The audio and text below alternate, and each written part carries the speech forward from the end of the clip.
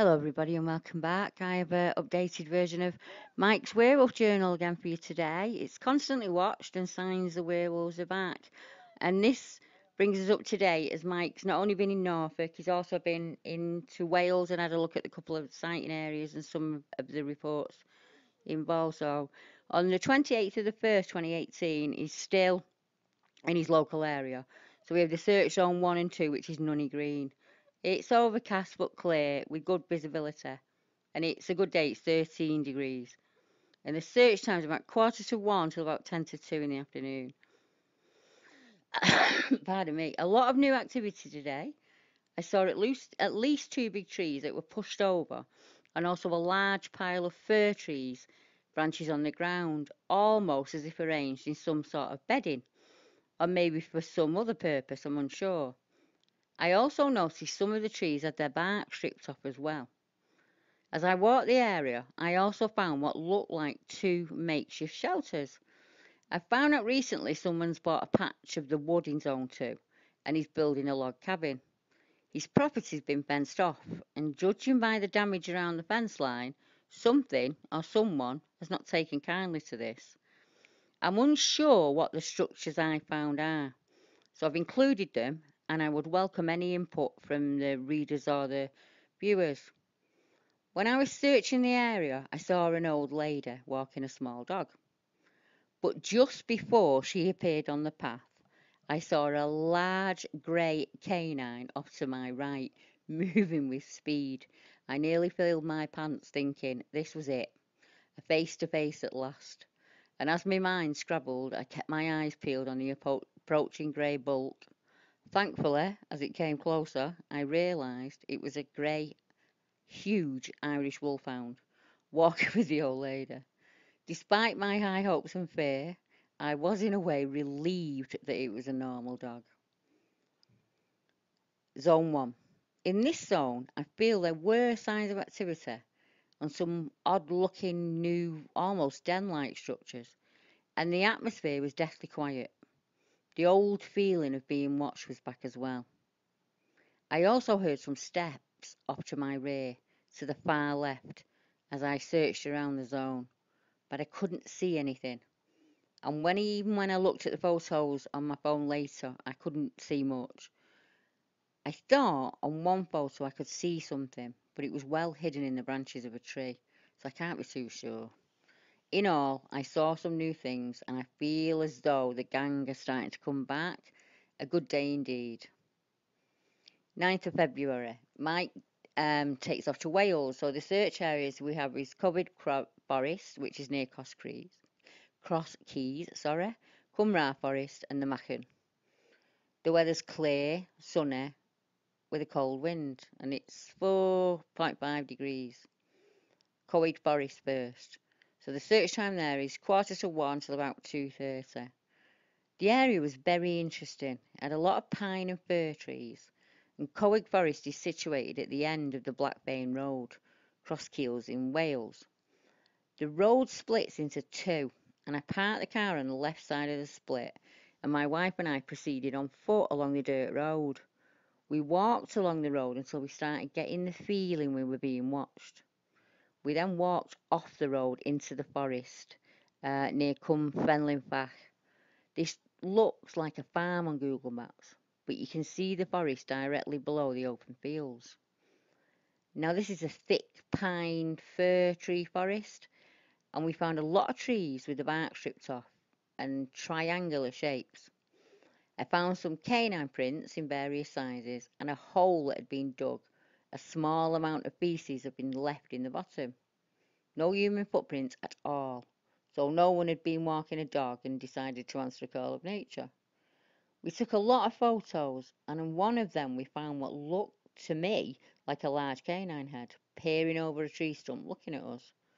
My wife got freaked out wanting to leave the area that day, but I said no, not yet, and persuaded her to stay. And so it was on the second time she got scared that she took the photo on her mobile phone. And there, looking at us, is what looks like to me a furry friend. As we entered this part of the forest, we had a feeling we were being followed. I heard some steps to our right, and it was the usual shadowing, As we walked, it walked and followed, and as we stopped, it stopped. And as usual, no sound whatsoever, no bird song, no animal, nothing. So we went to Cumran Forest, and the search time there is about 1:45, and then till 15:50 hours. And after Cowick Forest, we drove down to Cumran, and this is a tourist visitor centre and a campsite. And we stopped to a bite to eat, and then conducted a small reconnaissance of the surrounding area. And it shows a lot of promise, so it is definitely worth a trip back. We went to Machen, and after leaving Cumran, which is about 15-minute drive. And as we entered the village, the woods are situated on the side of the hill, and they showed signs of extensive logging. So we decided to call it a day, and we returned to our hotel, where we stayed for one night, and we got back about 5 o'clock-ish. It was really worth a trip, and Cowick Forest seems to be the place to be, and it has been marked as a sighting area for the Dogman of Mount Snowdon area sighting in 2016. And the Plasdali mock giant ape creature is quite close by, and that was in 1966. So I will be returning for future trips. My next trip will be to Foxley Woods in Norfolk. And Mike went to Foxley Woods on the 24th of the 2nd, 2018. The weather was sunny, it was clear, visibility was excellent, but with a bit of a chill in the air. And it was only 1 degree. Search time is 9:30 till 11:15.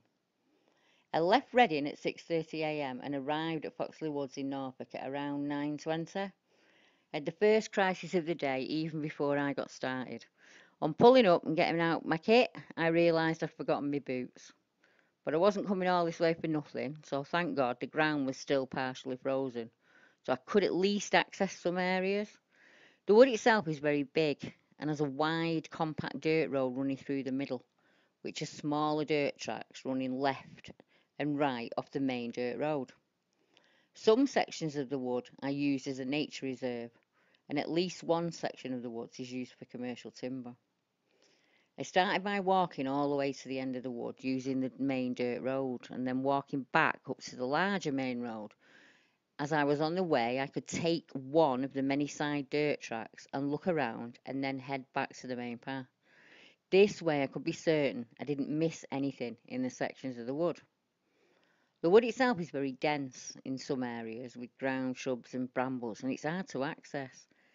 Now, at the beginning of my search, the birds were singing and the woods was just full of sound. But that changed after about 5 or 10 minutes, and everything went deathly quiet, and the usual sense of being watched came over me. On several occasions, I had a desire to keep turning around and checking my rear, but I couldn't see anything. But I definitely had the feeling I was being watched. That day, I just kept having this feeling. Something was looking at me, and I couldn't see it. I found myself looking to my rear constantly, and I'm not sure why. But when I sat down for coffee and sandwiches, my gut feeling was to keep looking at the reeds and the grassy area. I just kept my eyes on it the whole time. Now I decided to head back. As I got towards the main road and a turn into the main car park, I realised this area is quite busy. This section of the wood has the most activity, and it was here I took a lot of photos. This time I had a proper camera with me, and due to the lack of footwear, the ground was making it hard going for me. I couldn't go all the way in, and the fact that the ground was beginning to thaw as the sun rose higher in the sky made things worse. But suffice to say, Boxley Wood is very much worth a revisit. The wood has for sure something in it. Now, it is around this time of year that many of the smaller woods, although quiet, will start to be visited again. And as the new food comes in and the weather gets milder, we will see many foragers out looking for new spring food. And I think that's maybe the triangle cuts that Mike saw in a tree. But without a photograph, I can't tell him. It's this time of year when people will tap the tree. So you'll find a circle hole, usually not very high up in a tree. I tap very low to the ground. Other people tap at about shoulder height. But it'll be a complete circle hole that looks like it's been done by a drill. Or you will see a carved, where the bark's been taken away and it's also an arrow, like an arrow shape. If it was that, it could possibly be foragers. I would imagine from last year's forage. If it's not, and it's scrape or or it could be day, because now is the time of year that the deer come down. As it gets closer to birthing season, they too will come down from the high grounds, and they'll be looking for safe grazing and cover, really, because they're about to have the young. So I hope that this brings many more experiences out there with the wolves. And I will be bringing you the Plasdolimach giant ape creature from 1966, and the Dogman of Mount Snowdon 2016, and that was a CV researcher that was in the area. So I'll be bringing those accounts to you as soon as I can.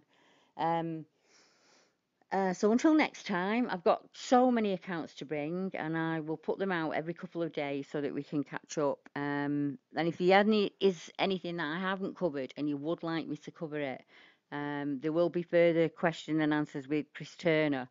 I'm about to put one up on the channel. People will, if you know Chris Turner's channel, you will have seen it, but a lot of my YouTube subscribers have not, so I'm going to put it up on there for them as well. So I hope you enjoy that, and until next time, thank you very much, and good night.